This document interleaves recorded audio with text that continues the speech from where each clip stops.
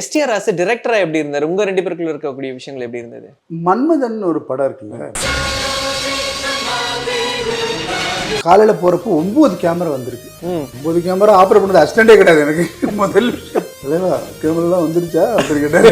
நான் அழ போற சீனு இதை வந்து எல்லா ஆங்கிள்லையும் வேணும், இன்னொருத்தரெல்லாம் அழ முடியாது தலைவா, அதனால வந்து பயங்கரமா அழவேன், அதை நீங்க வந்து எல்லா ஆங்கிலேருந்து கவரேஜ் பண்ணணும். ஒருத்தனை கூப்பிட்டாரு, டே பா என்னுடைய ட்ராலி புஷர் அவனை அழைச்சிட்டு அப்படியே இங்கே போயிட்டு அவன் தப்ப தப்ப தப்பன்னு ஓடி வரான். சார் ரெடி, இங்கே கேமராலாம் ரெடி ஆச்சு, வாடா நான் பார்த்துக்கிறேன் அப்படின்னு சொல்லியிருக்கேன். ஸ்டார்ட் கேமரா ஆக்ஷன் 9 கேமரா ஓடுது. ஷூட்டிங் ஓகே தலைவா, இன்னைக்கு நாளைக்கு பார்த்துக்கலாம் அப்படி போயிட்டாரு. என்னடா ஒன்னை கூப்பிட்டு வந்து அவர் கேட்குற அளவுக்கு நீ என்ன அவருக்கு என்ன சீப் எடுத்து கொடுத்தாரு, இந்த இடத்துல அடி அப்படின்னாரு. டப்பு டப்பு டப்பு டப்பு டப்பு டப்புன்னு அடிச்சோன்னு பயங்கர வலி தாங்க முடியல போல இருக்கு. அத்தனை உண்மையா வலியோட சேர்ந்து அந்த வலியும் உண்மையும் சேர்ந்து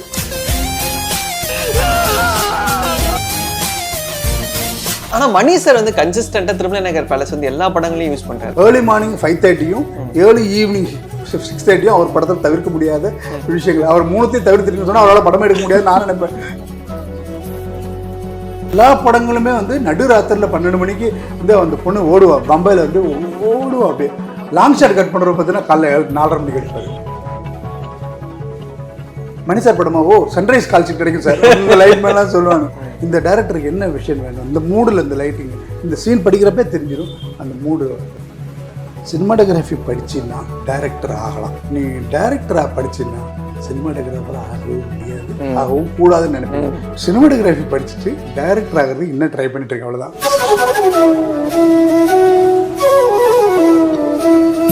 தங்கமயில் தை கொண்டாட்டம் சிறப்பு சலுகையாக தங்கம் கிராமிற்கு ரூபாய் 300 முதல் ரூபாய் 600 வரை தள்ளுபடி. இச்சலுகை பிப்ரவரி 1 வரை மட்டுமே. தங்கம் வாங்க தங்கமயிலுக்கு வாங்க. இப்போது புதிய அறிமுகம் ஆச்சி ஹோட்டல் சாம்பார் 50 கிராம் ரூபாய் 20 மட்டுமே.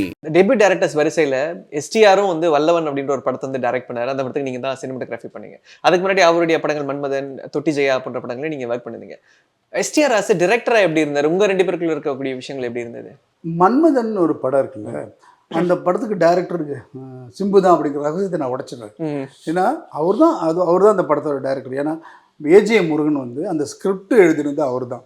அதுக்கப்புறம் ஃபர்ஸ்ட் நாள் ஸ்பாட்டில் வந்த பிறகு சார் நீங்கள் பார்த்துங்க சார் அப்படின்னு சொல்லிட்டாரு. அவர் ஒரு நாள் தான் பார்க்கலாம், 2 நாள் தான் என்ன பண்ண முடியும், டைரக்டர் வந்து அதில் உள்ளார வரலன்னா அவர் தானே பார்த்துக்கணும், வேறு பொறுப்பு இல்லைல்ல அவர். அதனால் அவரும் என்கிட்ட வந்து இப்படி என்ன பண்ணலாம் அப்படின்னு சொல்லிகிட்டே இருந்தாங்க. ஒரு முறை வந்து ஒரு ஷாட் எடுக்கிறப்ப திடீர்னு நான் காலையில் போகிறப்போ 9 கேமரா வந்திருக்கு. எனக்கு தெரியாமல் 9 கேமரா எப்படி வரும், நான் தானே சொல்லியிருக்கணும் கேமரா, இன்னொரு கேமரா நான் தானே சொல்லியிருக்கணும், 9 கேமரா வந்திருக்கு அப்படின்னு சொன்னாங்க. சரி ஏன் 9 கேமரா வந்திருக்குன்னு எனக்கும் தெரியல, எனக்கும் தெரியவே இல்லை சுத்தமாக. இன்றைக்கி எடுக்க போகிறது வந்து அவர் படியிலேருந்து இறங்கி வந்து அந்த பொண்ணை பார்த்து படியிலேருந்து இறங்கி அப்புறம் அழ போகிறாரு, அதுதான் சீன். இது மட்டும் தெரியும் எனக்கு. ஏன் இப்படி 9 கேமரா வந்திருக்குன்னா 9 கேமரா ஆப்ரேட் பண்ணது அசிஸ்டண்டே கிடையாது எனக்கு. முதல்ல நீங்கள் பார்க்கணும், 5 பேர் தானே இருப்பாங்க, 9 கேமரா வந்து ஆப்ரேட் பண்ணுறது கூட அசிஸ்டன்ட் கிடையாது. எல்லாத்தையும் வந்து அவர் அப்போ தான் வந்தார். தலைவா கேமராலாம் வந்துருச்சா அப்படின்னு கேட்டார். வந்து ஓகே 9 கேமரா வந்துருக்கு. நான் தான் தலைவா காலைல சொன்னேன், என்னத்துக்கு அது வாங்க அப்படின்னு சொல்லி நான் அழ போகிற சீனு இதை வந்து எல்லா ஆங்கிள்லையும் வேணும், இன்னொருத்தரெல்லாம் அழ முடியாது தலைவா, அதனால வந்து பயங்கரமாக அழவேன், அதை நீங்கள் வந்து எல்லா ஆங்கிலேருந்து கவரேஜ் பண்ணணும். அதுக்கு திருப்பி நான் வந்து அழுதுன்னா வேற ஆங்கிள் வேற ஒரு கோர்ஸ் லாங் ஷாட்டு எல்லாமே பண்ண முடியாது, அதனால் வந்து நீங்கள் வந்து அப்படின்னு சொன்னார் அவர்.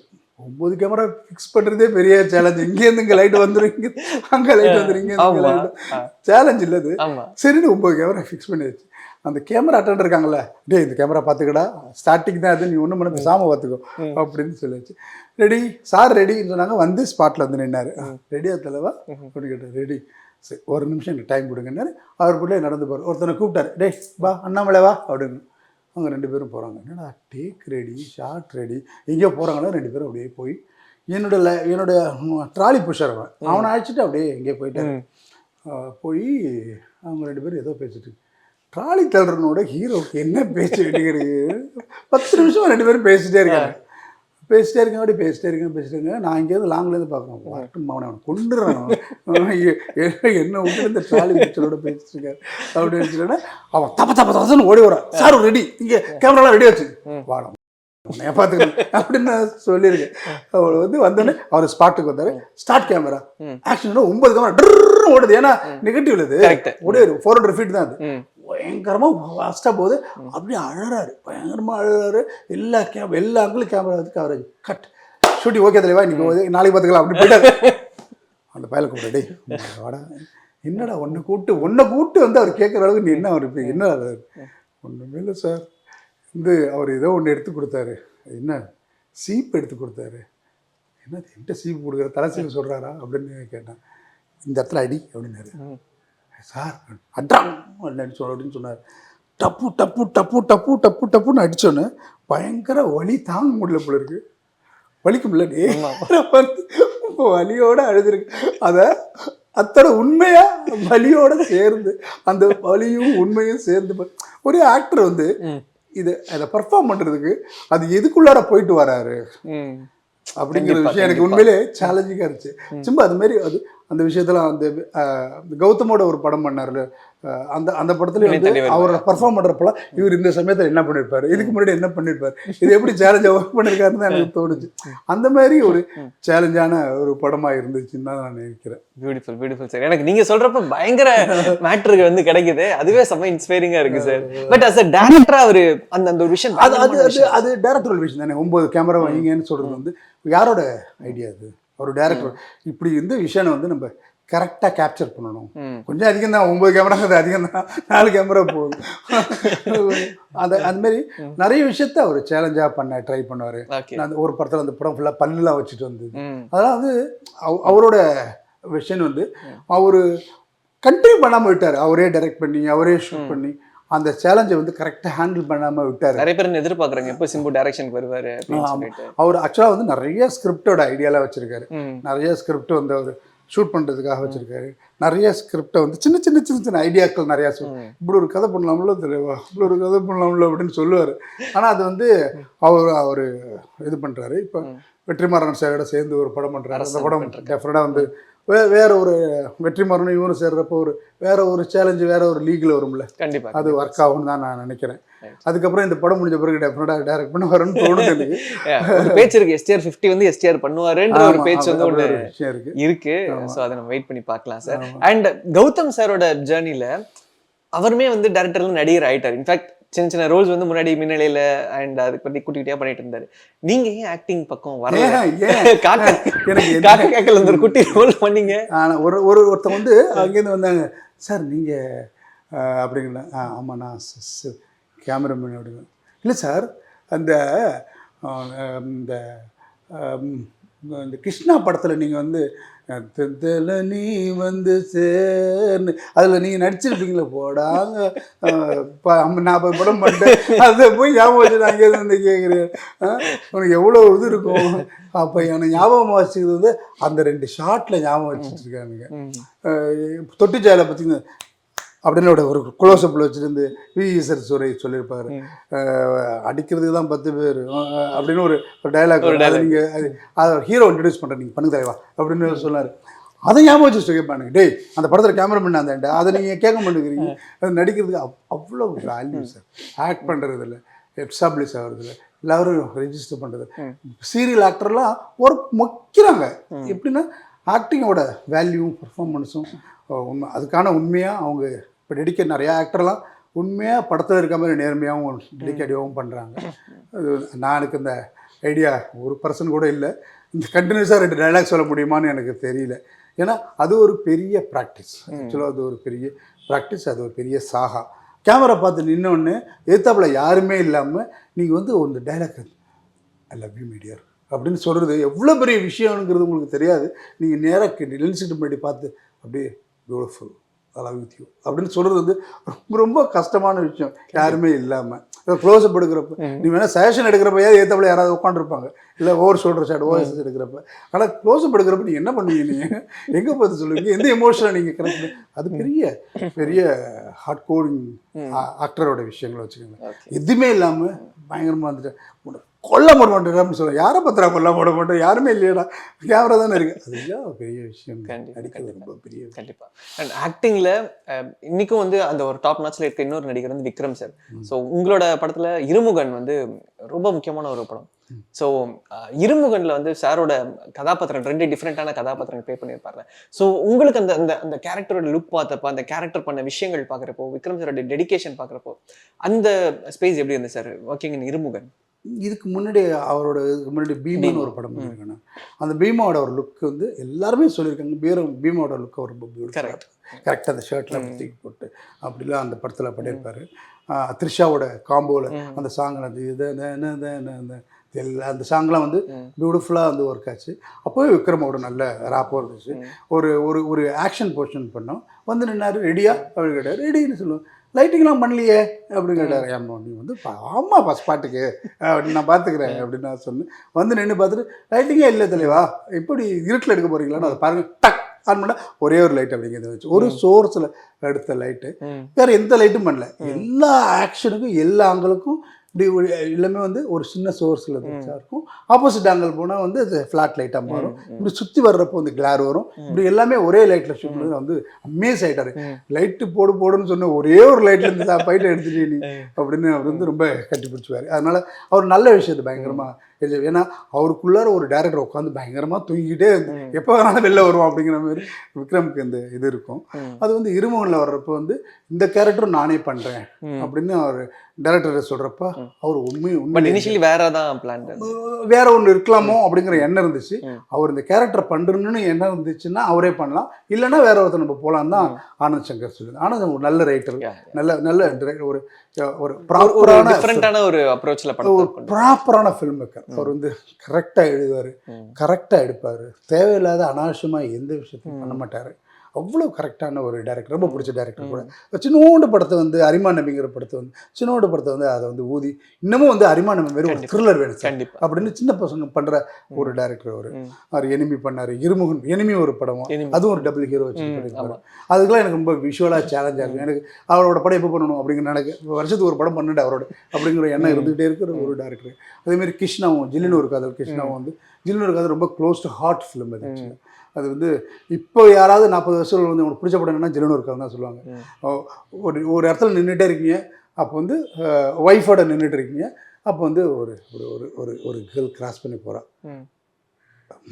ஆற்றே நின்று போகிற மாதிரி ஒரு பொண்ணுக்குறா. யாருன்னு அவங்க நம்மளோட கேர்ள் ஃப்ரெண்டாக இருப்பாள்.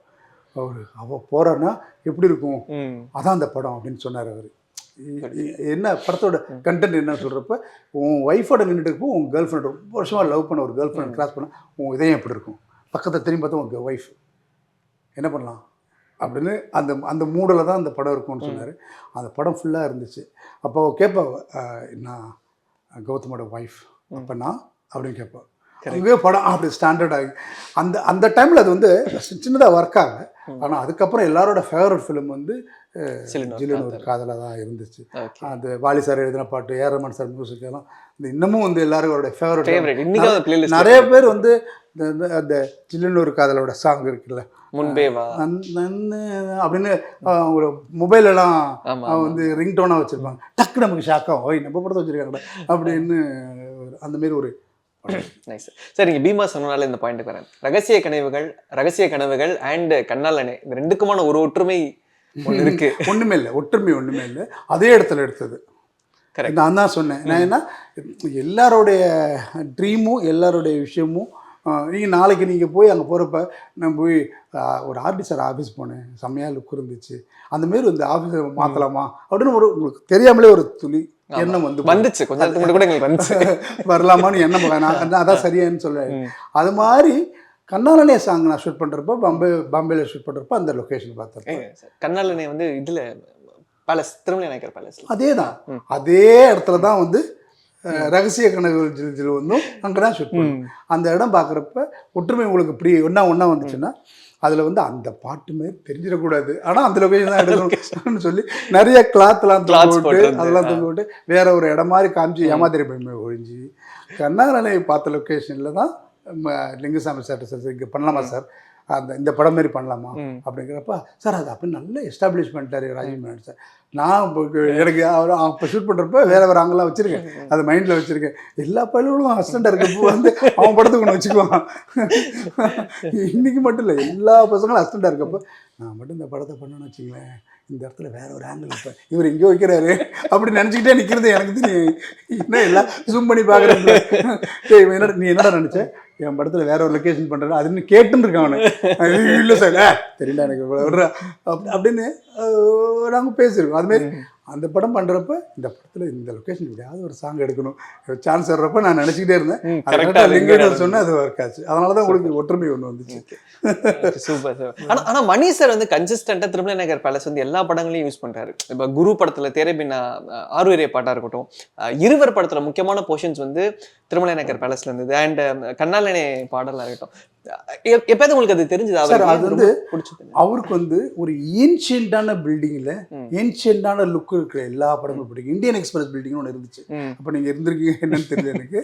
அந்த இந்தியன் எக்ஸ்பிரஸ் பில்டிங் வந்து நம்ம மவுண்ட் ரோட்ல இருந்துச்சு. அந்த படத்தை அதில் தான் வந்து பாதி படம் அவர் எடுப்பார். ஏன்னா அவரு கொஞ்சம் ஏன்ஷியண்டான லொக்கேஷனும் ஏர்லி மார்னிங் 5:30 ஏர்லி ஈவினிங் 6:30 அவர் படத்தில் தவிர்க்க முடியாத விஷயங்கள். அவர் மூணுத்தையும் தவிர்த்துட்டு சொன்னால் அவரால் படமே எடுக்க முடியாது நான் நினைப்பேன். அது ரைட், அந்த படம் தெரியாது. அவர் வந்து என்னைக்கும் வந்து சொல்லுவாங்க, மணி சார் படமா ஓ சன்ரைஸ் கால்ஷீட் கிடைக்கும் சார் உங்கள் லைட் மேலாம் சொல்லுவாங்க. நான் பாம்பே பண்ணுறப்போ வந்து ஒரு 12:30 1 மணி வரைக்கும் அப்போ ஜாலியாக இருப்போம்னு வச்சுக்கோங்களேன். 12:30 1 மணி வரைக்கும் தூங்காமல் அப்படியே உட்காந்து அப்படியே பசங்களோட பேசிட்டே இருப்போம். 2 மணிக்கும் வந்து எழுப்போம், ரெடி போகலான்னு சார். இப்போ தான் படுத்த ஏன்னா 2 மணிக்கு அழைச்சிட்டு போயிட்டு பேயின் மந்தலை கூட்டிட்டு போயிட்டு அந்த எந்த சாங் எடுத்தோம், அந்த ஒரு அந்த சின்ன குழந்தைங்களோட குச்சி ராக்கும் போது அங்கே ஷூட் போட்டு கருங்காலம் 2 மணிக்கு எழுப்பி 3 மணி நேரம் ட்ராவல் பண்ணி பேய் மந்தலை கொண்டு போய் மேலே நிற்க வச்சு எடுப்பாங்க. அது வந்து அப்போவே மணி சார் ஐயோ என்னடா 2 மணிக்கெலாம் எழுப்புறாரு. ஆனால் விஷுவலாக பார்க்குறப்ப கரெக்டாக 5:15 அந்த ஷார்ட் எடுக்கிறாங்க. அந்த ப்ளூ ஸ்கையில் ஏர்லி மார்னிங் ப்ளூ ஸ்கையில் ஷார்ட்டோட. அதனால் எல்லா படங்களுமே வந்து நடுராத்திரியில் 12 மணிக்கு வந்து அந்த பொண்ணு ஓடுவா, பம்பாயில் வந்து ஓடுவா. அப்படியே லாங் ஷாட் கட் பண்ணுறப்ப பார்த்தீங்கன்னா காலைல 4:30 மணிக்கு எடுப்பார். அது எப்படிறாது அப்படி நைட்டு 12 மணிக்கு தான் எந்த வீட்டை விட்டு கிளம்பி ஓடுவா ட்ரெயினை பிடிக்கிறதுக்காக, அரேஞ்ச் வீட்டுக்கு போகிறதுக்காக. ஆனால் லாங் ஷாட் மட்டும் காலைல 4:30 மணி 5 மணிக்கு எடுப்பாங்க. அந்த ப்ளூ ஸ்கை சின்னதாக ப்ளூ ஸ்கையாக இருக்கும். இன்றைக்கும் வந்து நைட்டு 12 மணிக்கு எடுத்தாலும் எக்ஸ்ட்ரா ஷாட் வந்து காலைல 4:30 மணி 5 மணி தான் எடுப்பார். அது வரைக்கும் அந்த வகையில் வந்து அது அவரோட விஷனில் அது ரொம்ப கரெக்ட். ஏன்னா பார்க்குறப்ப அது வந்து உங்களை பண்ணும் ஏதோ ஒன்று பண்ணும். அந்த மூடு அந்த சாருக்கு அது நல்லது. மணி சாருக்கு எனக்கு ரொம்ப பிடிச்ச டைரக்டர். லைஃப்பில் வந்து அவரோட ஒரு படம் பண்ணணும்னு எப்பொழுதுமே எனக்கு ஆசை இருந்துக்கிட்டே இருக்கும். Super sir. நீங்க லைக் முக்கியமான நிறைய ஆர்டிஸ்டோட படம் பண்ணிருக்கீங்க, இன்க்ளூடிங் விஜய் சார். ஆனா அது ஃபீச்சர் ஃபிலிமா இல்லாம ஆட் ஃபிலிமா பண்ணிருக்கீங்க. கரெக்டாக தெரிஞ்சு வச்சிருக்கீங்க. அவரோட பண்ணுறதுக்கான 2 சந்தர்ப்பங்கள் வந்துச்சு. ரைட்டான சமயத்தில் அது வந்து போக முடியாமல் போச்சு. இப்போ கூட ஒரு வெங்கட் பிரபு சாரோட படங்கள் பேசிட்டு இருந்தாங்க. அதுக்கப்புறம் அது வந்து ஒர்க் ஆகலை. அவரோட படங்கள் வந்து ஆமாம் அந்த ஜுவல்லரி கமர்ஷியல் நான் தான் ஷூட் பண்ணேன். அவரோட ஜுவல்லரி அந்த சந்தர்ப்பம் தான் கிடைச்சிது. அவரோட பண்ணுறது சந்தர்ப்பம் உண்மையிலே கிடைக்கல. கொஞ்சம் அது வந்து மிஸ் பண்ண விஷயங்கள் தான். எனக்கு பிடிச்ச ஆர்டிஸ்டாக இருக்கார் அவர். இப்போ வந்து பொலிட்டிக்கலில் வந்து ஒரு ஃபார்முக்கு வந்துட்டுருக்காரு. Beautiful sir. கேமராஸ் பொறுத்த வரைக்கும் நம்ம சொன்ன மாதிரி நிறைய அப்கிரேட்ஸ் வந்து நடந்துட்டு இருக்கு. Like aari, red, Epic and இப்போ சோனி வெனிஸ் அளவுக்கு நம்ம வந்து அடுத்தடுத்து மூவ் பண்ணிருக்கோம். ஒரு கேமராவோட இம்பார்ட்டன்ஸ் அந்த ஸ்கிரிப்டுக்கு தேவைப்படுத்த ஒவ்வொரு கேமரா அந்த மாதிரி மாறுமா, இல்லை லைக் சினிமாட்டோகிராஃபர்ஸ் கம்ஃபர்டபிலிட்டி? நம்ம வந்து ஆரி நான் எபிக் ஷூட் பண்ணுறப்போ வந்து ரெட் எபிக் ஷூட் பண்ணுறப்போ ஆரி வரவே இல்லை, டிஜிட்டலில் வரவே இல்லை. ஆனால் அவங்க வந்து ஆரி ஃப்ளக்ஸுங்கிறது பல வருஷங்களாக நெகட்டிவில் வந்து மொனோபொலியாக இருந்தவங்க. அவங்க நாங்கள் நினச்சிப்போம் இவங்க என்னடா அது ஹாரி வந்து இன்னும் டிஜிட்டலில் வரவே. ஒரு நாள் ஃபைன் மார்னிங்கில் வந்தாங்க, வந்து அவங்கள அப்படியே கேப்சர் பண்ணாங்க, கொஞ்சம் கொஞ்சமாக கேப்சர் பண்ணாங்க. அந்த ஹாரியிலேருந்து இந்த கம்பவுண்டர் ஃபுல் இருக்குல்ல, அந்த கம்பவுண்டர் வந்து வெளில வர முடியல. ஆக்சுவலாக வந்து ரெட் வருது 8 படமோ 9 படமோ நம்ம வந்து நான் ரெட்டில் தான் ஷூட் பண்ணேன்.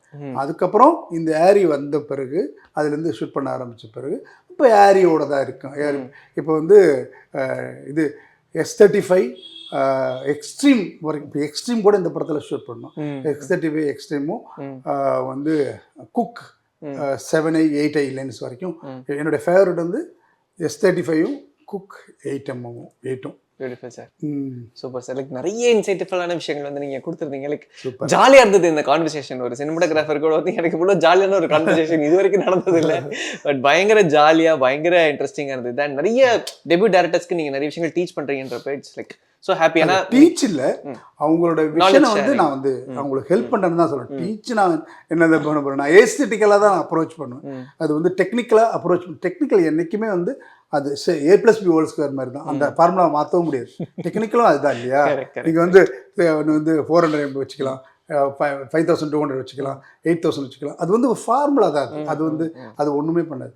அதை தாண்டி ஏஸ்தட்டிக்கல், அதை வந்து எப்படி நம்ம கலர் அப்ளை பண்ணுறோம், எந்த இடத்துக்கு எந்த கலர் அப்ளை பண்ணுறோம், இந்த டைரக்டருக்கு என்ன விஷயம் வேணும், இந்த மூடில் இந்த லைட்டிங், இந்த சீன் படிக்கிறப்பே தெரிஞ்சிடும் அந்த மூடு இதில் வந்து. அது அவங்களுக்காக நம்ம ஹெல்ப் பண்ணுறதுக்கு வந்து அவங்க ஸ்கிரிப்டுகளாக ஹெல்ப் பண்ணல, அவரோட விஷனை நம்ம காப்பாற்றுறோம். அவர் எழுதுனது வந்து 100%, அவர் 50% எழுதுனா அது 100% ஆக்குறதுக்காக நம்ம ஹெல்ப் பண்ணுறோம். எனக்கு வந்து அவங்கள ரொம்ப பிடிக்கும். ஏன்னா அவங்க போராடி ஒரு ப்ரொடியூசரை பிடிச்சி ஹீரோ ஓகே பண்ணி ப்ரொடியூசருக்கு வந்து இந்த பட்ஜெட்லேயே பண்ணணும்னா அப்படின்னு அவங்க மிரட்டி அப்படி வர்றப்ப அவங்களுக்கு வந்து அங்கேயிருந்து வந்த பிறகு இந்த ஷாட் வராது சார், இந்த ஷாட்டு இந்த இவ்வளோ வைங்க அதெல்லாம் வராது சார் அப்படின்னு கூட சொல்லிட்டு இருந்தோம்னா என்னடா இவ்வளோ பாடுபட்டு எடுத்து இவனோட பட்டு டாச்சராக இருக்கே அப்படின்னு அந்த டேரக்டர்லாம் நினச்சிடக்கூட பண்ணலாம். என்ன வேணும் உங்களுக்கு, இது ஓகே ஃபைன் பண்ணி கொடுக்கலாம். அந்த சப்போர்ட் இருக்குல்ல, ஷூட்டிங் ஸ்பாட்டில் அவங்கள கம்ஃபர்டபுளாக வச்சு சப்போர்ட் இருக்குல்ல, அந்த லைஃப்பில் அவங்களுக்கு மறக்க முடியாது. அந்த கம்போர்டை நான் அவங்களுக்கு கிரியேட் பண்ணி கொடுக்குறேன். இந்த ஸ்பாட்டில் வந்து அவங்களுக்கு இது வராது அது வராது, இது பண்ண முடியாது இது பண்ண முடியாது, இங்கே லைட்டிங் பண்ண முடியாது, இந்த இடம் பார்த்தாது, இது வேண்டாம் இது வேண்டாம் அப்படிலாம் அவங்களுக்கு சொல்கிறது இல்லை. பா ஹெல்ப் பண்ணுறாருப்பா, அதுதான் ஹெல்ப், வேற ஒன்றும் இல்லை. எங்கள் வந்து இந்த லொக்கேஷன் எப்படி சார் எடுக்கிறது, 4 பேர் உட்கார வச்சு எடுக்கிறீங்கிறீங்க, இது எப்படி சார் எடுக்கிறதுன்னு அவங்க சொன்னோம்னா ஐயோ 10 லொக்கேஷன் சரியாக வராதா அப்படின்னு பயந்துருவாங்க புது டேரக்டர். கொஞ்சம் எக்ஸ்பீரியன்ஸ் அந்த வரும் இங்கே கேமரா வை அப்படின்னு சொல்லுவாங்கல்ல, அதுமாரி இல்லாமல் அவங்க பயந்துருவாங்க. அதை பண்ணலாம் 4 பேர் இந்த ஹாலோட அந்த ஹாலில் பண்ணலாமா சார், இது கொஞ்சம் பெருசாக இருக்குது அதில் பண்ணலாம் சார் அப்படின்னு அவங்க சொல்லுவாங்க. அவங்க நமக்கும் சப்போர்ட்டாக இருக்கணும், அவங்களுடைய வழியும் சப்போர்ட்டாக பார்த்துக்கணும். இதுதான் one final thing sir, the last final thing. Harris சாரோட நீங்கள் பயங்கர க்ளோஸான ஃப்ரெண்டு அண்ட் பின்னணியிலேருந்து still you are guys in the touch. எப்போ உங்களுடைய கம்பேக் நடக்கும் அப்படிங்கிறது ஒன்று இருக்குது.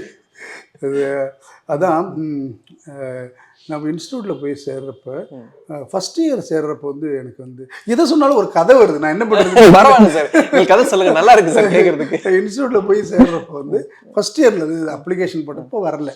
செகண்ட் இயரில் ஒன்று பண்ணலாம்டா, டைரக்ஷன் போகணும் சினிமாட்டோகிராஃபி போகணும் வருதான்னு பார்ப்போம் அப்படின்னு நான் போட்டேன். ரெண்டுமே போட்டேன். இது 12 o'clock இன்டர்வியூ, அந்த பக்கம் டைரக்ஷன் இன்டர்வியூ 2:30. ஓகே, ரெண்டுத்தையுமே ஒரே நாளில் போட்டு வச்சுருக்காங்க. இது 12:30 அது 2:30.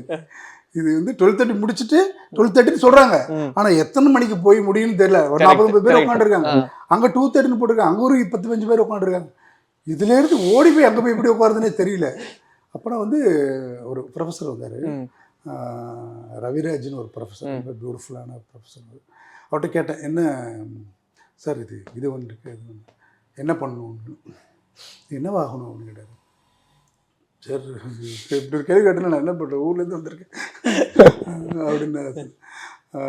நீ சினிமாட்டோகிராஃபி படிச்சின்னா டைரக்டர் ஆகலாம், நீ டைரக்டராக படிச்சின்னா சினிமாட்டோகிராஃபராக ஆகவும் முடியாது, ஆகவும் கூடாதுன்னு நினைப்பேன். ஏன்னா இது டோட்டலாக டெக்னிக்கல் திங், அது டோட்டலாக ஏஸ்தட்டிக்கல் சென்ஸ். ஏஸ்தட்டிக்கல் சென்ஸ் வேறு, டெக்னிக்கல் சென்ஸ். ஏஸ்தட்டிக்கல் வந்து நிறைய கதை மைண்ட் கேம். இது வந்து படிச்சே ஆகணும். இந்த லென்ஸ் போடலாமா, இந்த ஃபில்டர் போடலாமா, இந்த விஷயங்கள் பண்ணலாமான்னு படிச்சே ஆகணும். ஆனால் சினிமாட்டோகிராஃபி படிச்சுன்னா நீங்கள் டைரக்டர் ஆகலாம் அப்படின்னு ஒன்று நின்று இருக்குது. ஸோ சினிமாட்டோகிராஃபி படிச்சுட்டு டைரக்டர் ஆகிறதுக்கு இன்னும் ட்ரை பண்ணிட்டு இருக்கேன், அவ்வளோதான். சூப்பர் சார், வேற லெவல் சார். ரொம்ப ஹாப்பி, நிறைய விஷயங்கள் நீங்க ஷேர் பண்ணீங்க. Thank you so much for this wonderful conversation and such a beautiful space. நீங்க சுத்தி காமிச்சதுக்கு ரொம்ப நன்றி. Thank you so much sir.